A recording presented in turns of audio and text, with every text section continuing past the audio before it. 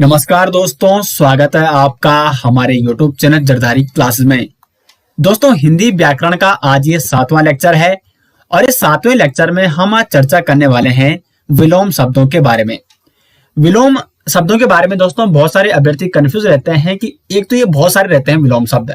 इतने विलोम शब्द कैसे याद करने हैं, कौन कौन से विलोम शब्द पढ़ने हैं, कौन कौन से विलोम शब्द नहीं पढ़ने हैं और इनको याद करने की कोई ट्रिक है या नहीं है, तो इन सभी बिंदुओं पे आज हम यहाँ पे चर्चा करने वाले हैं। बाकी दोस्तों, आपको जो नोट्स हैं हिंदी व्याकरण के, ये सभी नोट्स आपको वीडियो के डिस्क्रिप्शन में लिंक दिया गया है, वहां से आप इसकी पीडीएफ डाउनलोड कर सकते हैं। तो शुरुआत करते हैं दोस्तों लेक्चर 7 विलोम शब्द, और उम्मीद करते हैं दोस्तों कि इससे जितने भी पिछले लेक्चर हो चुके हैं वो सभी आपको पसंद आए और आपको काफी हेल्पफुल लगे होंगे। तो शुरुआत करते हैं विलोम शब्द। सबसे पहला प्रश्न जो आपके दिमाग में बनता है वो शुरुआत में मैं आपको बता देता हूं कि इतने सारे जो विलोम शब्द हैं, क्या इतने सारे पढ़ने हैं और इतने सारे याद कैसे करने हैं। तो आपको बता दें, सभी आपको विलोम शब्द नहीं पढ़ने हैं। कुछ विलोम शब्द होते हैं जो बहुत ही महत्वपूर्ण होते हैं और एग्जाम की दृष्टि से जो बार बार एग्जाम में पूछे जाते हैं। दूसरा पॉइंट यह है दोस्तों कि विलोम शब्द आप तभी सही कर पाओगे जब आप अधिक से अधिक प्रैक्टिस कर पाओगे। एक ही दिन आप अगर विलोम शब्द पढ़ने लग जाएंगे तो आप कभी भी सभी विलोम शब्द सही नहीं कर पाओगे। आपको क्या करना है, जैसे आप हिंदी व्याकरण का जो आप पढ़ाई करते होंगे, आपने टाइम ना रखा होगा एक फिक्स टाइम कि आपको 1 घंटा या 2 घंटा हिंदी व्याकरण को देना है। तो उसमें आप ऐसे कीजिए 10 या 20 विलोम शब्द डेली पढ़िए और अधिक से अधिक प्रैक्टिस कीजिए जो पिछले एग्जाम में आए हुए विलोम शब्द हैं। तो यहाँ पे हमने जितने भी विलोम शब्द आपके लिए लाए हैं वीडियो में, तो लगभग 70 या 80 विलोम शब्दों के बारे में हम चर्चा करने वाले हैं, लेकिन ई बुक में आपको दोस्तों 200 प्लस विलोम शब्द मिल जाएंगे जो कि काफी महत्वपूर्ण है और बार बार एग्जाम में वहां से प्रश्न बनते हैं। तो लिंक आपको वीडियो के डिस्क्रिप्शन में मिल जाएगा या आप सर्च कर सकते हैं jardhariclasses.in। तीसरा पॉइंट ये है कि आपको विलोम शब्द याद कैसे करने हैं। तो सबसे बड़ा जो सिंपल मेथड है वो है आपको उनका अर्थ ज्ञात होना चाहिए। अगर आप दोस्तों शब्दों का अर्थ जानते हैं तो विलोम शब्द आप बिना देखे सही कर सकते हैं। यहाँ पे कुछ विलोम शब्द दोस्तों मैं आपके लिए लाया हूं, जिनके माध्यम से मैं आपको बताऊंगा कि आपको किस प्रकार से विलोम शब्दों को पढ़ना है। तो शुरुआत करते हैं। सबसे पहले जैसे अर्वाचीन। अर्वाचीन का अर्थ क्या होता है, तो अगर आपको अर्वाचीन का अर्थ मालूम है तो आप इसका विलोम शब्द ज्ञात कर सकते हैं। अर्वाचीन का जो अर्थ होता है वो होता है आधुनिक। आधुनिक यानी नया, और आधुनिक यानी नया का जो विलोम यानी उल्टा हो गया वो क्या हो गया, प्राचीन। प्राचीन यानी पुराना और अर्वाचीन हो गया नया।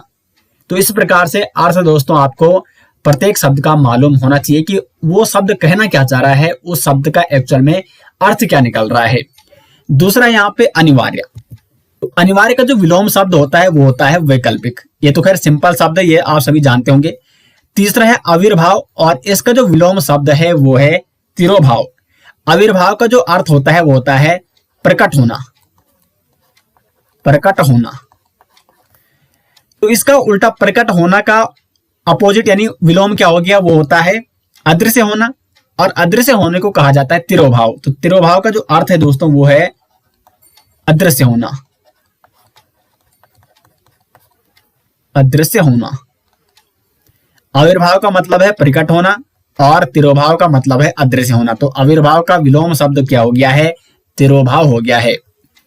उसके बाद है यहाँ पे अवनि। अवनि का जो विलोम शब्द है वो है अंबर। देखो, अंबर का अर्थ होता है आकाश। आकाश यानी नभ, और आकाश का विलोम क्या हो गया, पृथ्वी। यानी अवनि का अर्थ क्या होगा, अवनि का अर्थ होता है पृथ्वी। तो अवनि का विलोम अंबर या अंबर का विलोम क्या हो जाएगा दोस्तों, अवनि हो जाएगा। उसके बाद यहाँ पे अनुरूप। अनुरूप का विलोम होता है प्रतिरूप। ये भी एक सिंपल शब्द है, ये तो कई बार बार एग्जाम में बनता है और ये आप सभी जानते होंगे। अनुरूप का जो अर्थ होता है वो होता है समान रूप वाला। ठीक है, अनुरूप वाला जो आपके अनुसार है, समान रूप वाला आपके जैसा है, उसी के जैसा। तो समान रूप वाला इसे कहा जाता है अनुरूप, और इसका अपोजिट यानी विलोम शब्द हो चुका है प्रतिरूप, यानी उसके जैसा नहीं। अनुरूप यानी उसके समान रूप वाला, और प्रतिरूप यानी जो उसके समान रूप वाला नहीं है। तो अनुरूप का विलोम हो गया प्रतिरूप। उसके बाद यहाँ पे आगे है जैसे अनुरक्त। अनुरक्त का विलोम क्या है? विरक्त है। अब देखो अनुरक्त का जो अर्थ होता है वो होता है वफादार। अनुरक्त का अर्थ क्या होता है? वफादार होता है। और विरक्त का जो अर्थ होता है वो होता है आशा रहित। आशा रहित या आसक्ति रहित, मतलब जिससे हमें कोई आशा नहीं है। अनुरक्त वफादार कौन होता है? जिससे हमें बहुत आशाएं होती है कि ये हमारा बिल्कुल काम करेगा, जैसे हम बोलोगे वैसे ये करेगा। लेकिन इसका ठीक उल्टा क्या हो गया? जो आशा रहित है, जिससे हम कोई भी आशा नहीं रख सकते हैं, कोई भी आसक्ति उससे नहीं रख सकते हैं, तो इसका अर्थ होता है विरक्त। मतलब इसको बोला जाता है विरक्त। तो अनुरक्त और विरक्त ये एक दूसरे के क्या हो गए? विलोम शब्द हो गए हैं। तो इस प्रकार दोस्तों एक तो आपको अर्थ मालूम होना चाहिए शब्दों का, साथ साथ देखो इसकी कोई शॉर्ट ट्रिक ऐसी नहीं है विलोम शब्दों की। विलोम शब्द इतने सारे हैं और जितनी ज्यादा आप प्रैक्टिस करोगे, प्रत्येक दिन आपको 10 या 20 अगर विलोम शब्द आप डेली स्टडी करते हो तो बड़ी आसानी से आप इन सभी विलोम शब्दों के बारे में जान पाएंगे। और जितने भी विलोम शब्द होते हैं अधिकांशतः आप उनको सही कर पाओगे। तो बार बार प्रैक्टिस दोस्तों। कुछ टॉपिक ऐसे हैं हिंदी के, जैसे विलोम शब्द हो गया, पर्यायवाची शब्द हो गए, एकार्थी शब्द, अनेकार्थी शब्द, इनकी जितने ज्यादा आप प्रैक्टिस करोगे उतना आपके लिए फायदेमंद होगा। तो यहाँ पे भी आपको मैं ये टॉपिक कवर करा रहा हूँ कि किस प्रकार से आपको इनकी स्टडी करनी है। ये बड़ी आसान तरीके से आपको कैसे पढ़ने हैं और इनकी प्रैक्टिस आपको कैसे करनी है। साथ ही साथ इसके डिटेल्स नोट्स आपको हमारी ई बुक में मिल जाएंगे। उसके बाद अनुग्रह का जो विलोम होता है वो होता है विग्रह। आगे शब्द, ये सभी शब्द महत्वपूर्ण है दोस्तों, जो बार बार एग्जाम में प्रश्न यहाँ से इन शब्दों से, ये शब्द बार बार एग्जाम में पूछे जाते हैं, इसलिए आपके लिए ये शब्द वीडियो में लाए गए हैं। उसके बाद है अर्जन। अर्जन का मतलब होता है अर्जित करना।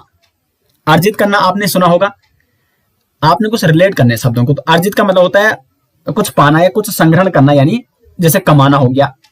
और अर्जन का विलोम क्या हो गया? व्ययन, यानी खर्च करना, व्यय करना। अर्जन करना यानी जमा करना या संग्रहित करना, और व्यय यानी जैसे खर्च करना। तो अर्जन का विलोम क्या हो गया? व्ययन हो गया। उसके बाद जो नेक्स्ट शब्द है यहाँ पे वो है अधम। और अधम का जो विलोम है वो होता है उद्धम। तो अधम का अर्थ क्या होता है? अधम का अर्थ होता है नीच। आपने सुना होगा नीच मनुष्य या अधम मनुष्य, अधम शरीरा, अधम मनुष्य यानी नीच मनुष्य। तो इसका विलोम क्या हो जाएगा? उत्तम। तो अधम का विलोम क्या होता है दोस्तों? उत्तम होता है। नेक्स्ट अभिज्ञा। और अभिज्ञा का जो विलोम होता है वो होता है अनभिज्ञा। उसके बाद आगे बढ़ता है आलोक। आलोक का अर्थ होता है प्रकाश। विलोम शब्दों में जब आप पढ़ोगे तो इसके बारे में आपको डिटेल्स में बताया जाएगा। प्रकाश का विलोम होता है आलोक। तो आलोक का अर्थ क्या है? प्रकाश हुआ। और तिमिर का अर्थ जो होता है वो होता है अंधकार। तो यहां पे इसलिए आलोक का विलोम क्या हो गया? तिमिर हो गया। उसके बाद है उक्त। उक्त का विलोम होता है अनुक्त। आपने कई बार जो प्रश्न बनता है एग्जाम में उसमें लिखा रहता है कि उक्त कथन में यह दिया गया है। उक्त का मतलब हुआ है कहा हुआ, यानी उक्त कथन में, कहे हुए कथन में। तो उक्त का मतलब होता है कहा हुआ और अनुक्त का मतलब होता है अकथित। तो उक्त का विलोम क्या हो गया दोस्तों? अनुक्त हो गया। उसके बाद उपकार। तो उपकार का हो गया यहाँ पे अपकार विलोम। ये कई बार एग्जाम में बनता है। उत्तम का हो गया अधम। अधम अभी मैंने आपको ऊपर बताया, अधम शरीर यानी नीच, नीच शरीर, नीच मनुष्य, अधम मनुष्य। उत्तम का जो विलोम शब्द हो गया वो हो गया यहाँ पे अधम। उसके बाद है ऐच्छिक। ऐच्छिक का जो विलोम होता है वो होता है अनैच्छिक। ऐच्छिक यानी इच्छा से जो किया गया है, स्वयं की इच्छा से किया जाने वाला कार्य, स्वेच्छा से किया जाने वाला, तो उसे कहा जाता है ऐच्छिक। और उसका जो यहाँ पे विलोम हो गया वो हो गया अनैच्छिक। नेक्स्ट है ऐषण। और ऐषण का जो अर्थ होता है वो होता है कुछ कामना, कुछ अभिलाषा या कुछ याचना करना, यानी कुछ पाने की जो अभिलाषा होती है उसे कहा जाता है ऐषण। और ऐषण का जो यहाँ पे विलोम हो गया वो हो गया निष्काम। निष्काम मतलब जिसके मन में कोई काम की भावना नहीं है, कोई लालसा नहीं है, कोई अभिलाषा नहीं है। जो नी, जहां पे नी उपसर्ग जुड़ जाता है वहां पे क्या हो जाता है? वो निगेटिविटी यानी नकारात्मक आ जाता है, या कई बार वहां पे आ जुड़ जाता है या ना जुड़ जाता है। तो इन अक्षरों से क्या हो जाता है कि वहां पे निगेटिविटी यानी नकारात्मकता का भाव उत्पन्न हो जाता है। जहां पर ऐसन है, ऐसन का अर्थ क्या है, कोई कामना या याचना। और निष्काम, देखो काम का मतलब तो आप सभी जानते हैं, कोई काम या कोई उसके अंदर काम की अभिलाषा या कोई इच्छा उसकी। लेकिन यहाँ पे नी इसमें जुड़ गया यानी निष्काम, उसके अंदर कोई भी काम की क्या नहीं है, कामना नहीं है, या कोई वासना नहीं है, या वो वासना रहित है, काम रहित है जो, तो उसे कहा जाता है निष्काम। तो ऐसन का विलोम क्या हो गया, निष्काम हो गया यहाँ पे। उसके बाद है ऐश्वर्य, और इसका विलोम हो गया अनैश्वर्य। नेक्स्ट है कर्कश। कर्कश का जो अर्थ होता है वो होता है कठोर, और कठोर का विलोम क्या होता है, मधुर होता है। तो इसलिए कर्कश का जो विलोम हो गया वो हो गया मधुर। उसके बाद है कृतज्ञ। देखो कृतज्ञ और कृतज्ञ ये दोनों शब्द क्या हैं कि इसमें दोनों शब्द एक जैसे लग रहे हैं, लेकिन इनके अर्थ में बड़ा ही अंतर है, और इसलिए ये एक दूसरे के क्या हो गए दोस्तों, विलोम हो गए, एक दूसरे के ये उल्टे हो गए। कृतज्ञ का मतलब हो गया जो उपकार मानने वाला है, यानी एहसानमंद। जैसे हमने किसी पर उपकार कर लिया और वो उस उपकार को मानता है कि हाँ यार इस व्यक्ति ने हम पर ये उपकार किया है, वो एहसान मानता है, तो उसे कहा जाता है वो कृतज्ञ व्यक्ति है। लेकिन कृतज्ञ कई व्यक्ति ऐसे होते हैं कि उनका उपकार करो, उनकी मदद करो, लेकिन बाद में वो आंखें दिखाने लग जाते हैं। मतलब ये है कि एक तो उनका काम भी करो, उनकी मदद भी करो, लेकिन फिर भी वो आंखें दिखाने लग जाते हैं, तो उन्हें कहा जाता है कृतज्ञ, यानी जो उपकार को, यानी किए गए उपकार को न मानने वाला। तो यहाँ पे लिख देता हूं आपको, आप नोट कर सकते हैं, किए गए उपकार को न मानने वाला कृतज्ञ। और जो उपकार को मानता है, उपकार को मानने वाला, उसे कहा जाता है कृतज्ञ। तो अब आप कृतज्ञ का विलोम होता है कृतज्ञ, ये आप कभी नहीं बोल सकते, क्योंकि इन दोनों शब्दों का अर्थ आपको मालूम हो चुका है। उसके बाद है कपटी, और कपटी का यहाँ पे जो विलोम होता है वो होता है निष्कपट। कपटी जो कपट करता है, और जिसके मन में कोई भी कपट नहीं है वो निष्कपट। क्योंकि मैंने आपको पहले ही बता दिया था, जब नि शब्द आ गया तो वहां पे निषेधात्मक यानी निगेटिविटी वहां पे आ चुकी है, तो वो कपट नहीं करता, यानी निष्कपट। उसके आगे है कपूत या कुपुत्र और सपुत्र। तो इसीलिए कपूत और सपूत। कपूत मतलब बुरा पुत्र, और सपूत यानी जो अच्छा पुत्र है। जो लायक बेटा होता है उसे सपूत कहा जाता है, और जो नालायक बेटा होता है उसे कुपुत्र या कपूत कहा जाता है। तो कपूत का विलोम शब्द हो गया सपूत। उसके बाद कटु। कटु का जो विलोम होता है वो होता है मधु। जैसे कटुवचन और मधुवचन। कटुवचन बोलने वाला यानी वो बुरा बोलता है, कटुवचन बोलता है, और मधु जो मीठा बोलता है। कई बार क्या होता है, जो कटुवचन बोलता है वो व्यक्ति सत्य होता है। आपने सुना होगा कि सत्य व्यक्ति हमेशा जो सत्य हमेशा कड़वा लगता है। तो सत्य तो क्या होता है, सीधा स्पष्ट होता है, तो वो वचन कई बार क्या लगते हैं, कटु लगते हैं। लेकिन बाद में जब हमें जानकारी मिलती है, जब हमें ज्ञात होता है कि हाँ वो व्यक्ति सही कह रहा था, तो बाद में उसकी बातें सही लगती है। लेकिन कई व्यक्ति क्या होते हैं, जो चापलूस व्यक्ति होते हैं, वो मधुर बोलते हैं, मीठा बोलते हैं, लेकिन बाद में उन्हीं से हम धोखा खाते हैं। तो ऐसे व्यक्तियों से आपको भी सावधान रहना चाहिए। तो यहाँ पे जब आप हिंदी पढ़ रहे हो तो प्रत्येक शब्द का आपको अर्थ मालूम होना चाहिए, और प्रत्येक शब्द को अर्थ बताना ये आपको हमारी जिम्मेदारी है। तो इसलिए आपको प्रत्येक शब्द आपको यहाँ पे अच्छे से आपको मैंने सिखाना है, और हिंदी आपकी ऐसी बनानी है कि बिल्कुल इसके बाद आपको हिंदी पढ़ने की जरूरत नहीं पड़े। देखो दोस्तों, हिंदी आपको इसलिए नहीं पढ़नी चाहिए कि आपका सिर्फ एग्जाम है। हिंदी की जानकारी आपको होनी ही चाहिए, आपकी मातृभाषा भी है, और एग्जाम के व्यू पॉइंट्स तो इम्पोर्टेंट है ही। तो इसलिए हिंदी को अगर आप इस प्रकार से पढ़ते हो तो आप हिंदी में बिल्कुल अच्छे से अच्छे मार्क्स ला सकते हो। उसके बाद है खेद, और खेद का जो विलोम होता है वो होता है प्रसन्नता। खेद का विलोम क्या होता है दोस्तों, प्रसन्नता होता है। खाद्य का विलोम होता है अखाद्य। खाद्य यानी जो खाया जाने वाला है, और अखाद्य जो न खाया जाने वाला है। तो खाद्य का विलोम हो गया अखाद्य। उसके बाद गुप्त का विलोम हो गया प्रकट होना। गुप्त जो छुपा हुआ है और प्रकट जो दिख रहा है, तो गुप्त का विलोम हो गया प्रकट। गुरु और लघु। गुरु का मतलब होता है यहाँ पे बड़ा है। गुरु का मतलब यहाँ पे क्या है, गुरु का मतलब बड़ा है, और लघु का मतलब यहाँ पे क्या है, छोटा है। गुरु का विलोम क्या हो गया, लघु हो गया। उसके बाद है करुण। करुण का विलोम हो गया निष्ठुर। करुण, जिस कई व्यक्ति होते हैं जिनके मन के अंदर क्या होती है, करुणा होती है, और कई ऐसे होते हैं जो बिल्कुल निष्ठुर होते हैं। तो करुण का विलोम क्या हो गया, निष्ठुर हो गया। उसके बाद है चिरंतन। देखो चिरंतन का अर्थ क्या होता है, चिरंतन का अर्थ होता है, देखो चिरंजीव, आपने आशीर्वाद तो सुना होगा ना, चिरंजीव, चिरंजीव मतलब सदा वो उसको लंबी उम्र तक, लंबी उम्र के लिए आशीर्वाद दिया जाता है, चिरंजीव।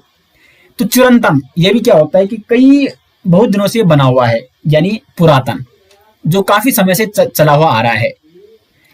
और नश्वर का मतलब होता है जो नष्ट होने वाला है, जैसे हमारा शरीर क्या है, नश्वर है, नष्ट होने वाला।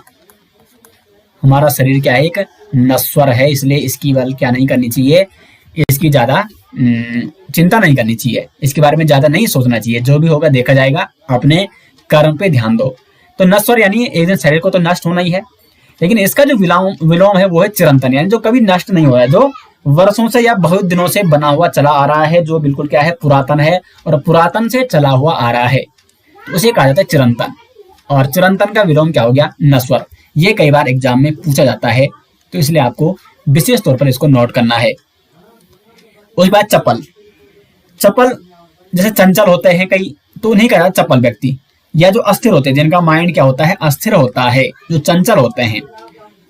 और कई व्यक्ति होते हैं गंभीर, तो चपल का विलोम क्या हो गया, गंभीर, जो हर कोई बात विशेष तरीके से सोचते हैं, हर एक बात वो गंभीर तरीके से लेंगे, हर काम वो गंभीर तरीके से लेंगे, और उसको गंभीर तरीके से क्या करेंगे, सोचेंगे।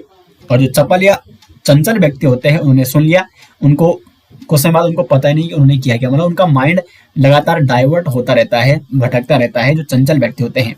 और कुछ व्यक्ति क्या होते हैं, गंभीर। तो चपल का विलोम क्या हो गया दोस्तों, गंभीर हो गया। चिरंतन, नश्वर, ये ऊपर मैंने यहाँ पे आपको बता दिया है। यहाँ पे आप ध्यान दीजिए दोस्तों, हिंदी व्याकरण संपूर्ण कोर्स के जो डिटेल्स नोट्स विद एमसीक्यू की पीडीएफ डाउनलोड करने के लिए वीडियो के डिस्क्रिप्शन में लिंक दिया गया है, तो वहां से आप उस ई बुक को डाउनलोड कर सकते हैं। आपके लिए काफी हेल्पफुल है ये ई बुक, और इसमें आपको बहुत सारे एमसीक्यू दिए गए हैं प्रैक्टिस करने के लिए। अगर आप डिस्क्रिप्शन में नहीं जा सकते हैं, तो यहाँ पे jardhariclasses.in आप सर्च कर सकते हैं गूगल पे, और हमारी वेबसाइट खुल जाएगी। इसमें जरधारी क्लासेस के संपूर्ण हिंदी के नोट्स आपको मिल जाएंगे पीडीएफ के माध्यम से।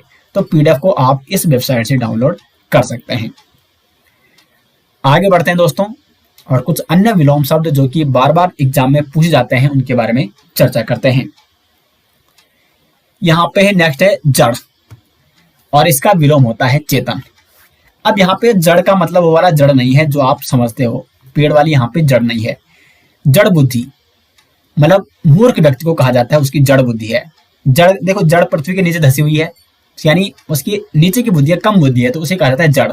और चेतन जिसके अंदर चेतना है, ठीक है, तो जड़ का विलोम यहाँ पे क्या हो गया, चेतन हो गया। तिमिर का विलोम हो गया प्रकाश। तिमिर का मतलब अंधकार होता है, प्रकाश का मतलब उजाला होता है, या इसको आलोक भी कहा जाता है। तो तिमिर का विलोम हो गया प्रकाश। उसके बाद है तामसिक, और इसका विलोम है सात्विक। तामसिक भोजन के बारे में आपने जरूर सुना होगा, और तामसिक गुण भी होते हैं, और एक होता है सात्विक भोजन। तो तामसिक का विलोम हो गया दोस्तों सात्विक। हमारी संस्कृति में भी यही कहा गया है कि आपको सात्विक भोजन करना चाहिए, इससे मन क्या होता है, शांत रहता है। उसके बाद है तीव्र। तो तीव्र का जो विलोम होता है वो मंद होता है। नैसर्गिक का विलोम होता है कृत्रिम। उसका धृष्ट, तो एक धृष्ट बालक होते हैं जो उदंड बालक रहते हैं, और एक विनम्र। तो धृष्ट का जो विलोम होता है वो विनम्र रहता है। निषिद्ध का विलोम होता है विहित। और उसके बाद यहाँ पे कुछ अन्य विलोम जैसे न्यून।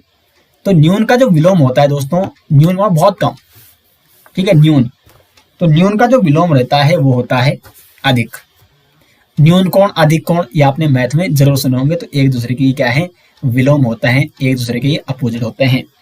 प्राचीन का हो गया अर्वाचीन। और प्रधान, प्रधान का अर्थ यहाँ पे देखो, प्रधान आपने गांव में प्रधान के बारे में आपने जरूर सुना होगा।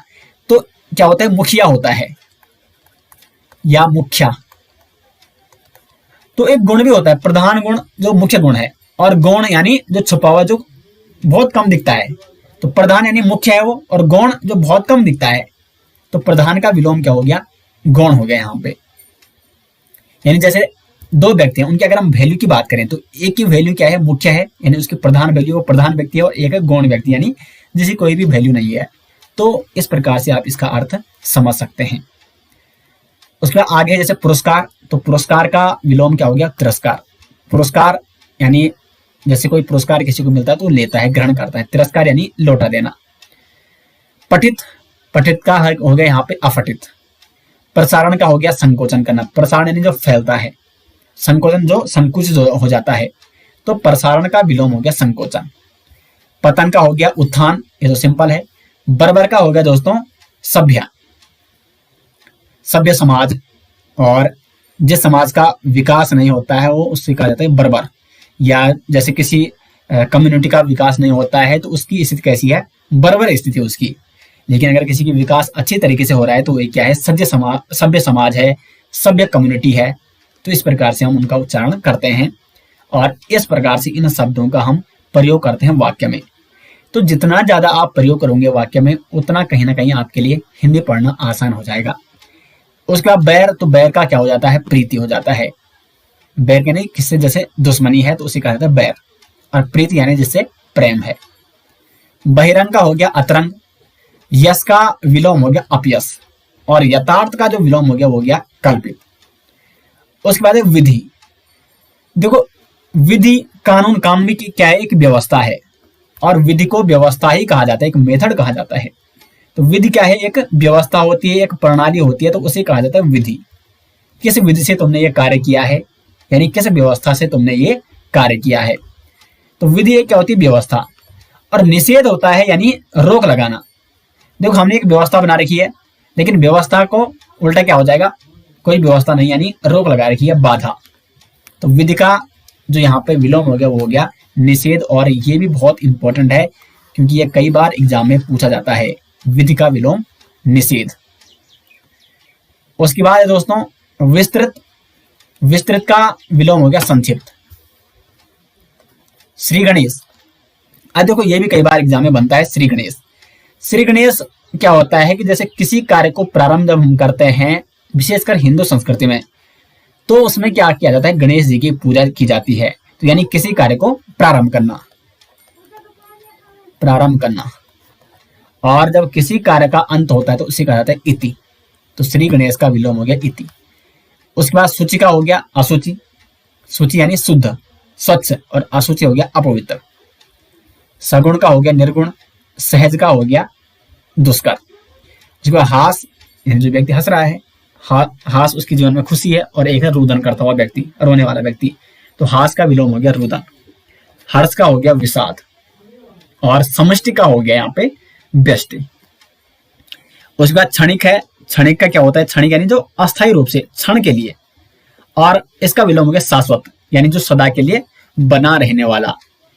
जैसे हम आपके लिए हमेशा शाश्वत रहेंगे, हम आपके साथ क्या है शाश्वत रूप से, यानी हम आपके साथ बने हुए हैं पिछले 2 सालों से। और कुछ जैसे क्षणिक, कुछ आपके पास आए, उसने मतलब एक साल या मतलब 1 महीने आपको पढ़ाया, और जैसे आप ट्यूशन जाते हो कई बार, तो यानी वैसे साल के हिसाब से तो वो क्षणिक हो गया। लेकिन जरदारी क्लासेस आपके साथ शाश्वत बना हुआ है पिछले 2 सालों से, यानी लगातार आपके साथ जो सदा रहने वाला है। और क्षणिक का यानी कुछ क्षण के लिए, तो क्षणिक का विलोम हो गया शाश्वत। सुमति का हो गया, सुमति यानी जो अच्छी बुद्धि वाला है, और कुमति यानी जिसको बुरी बुद्धि लग गई है।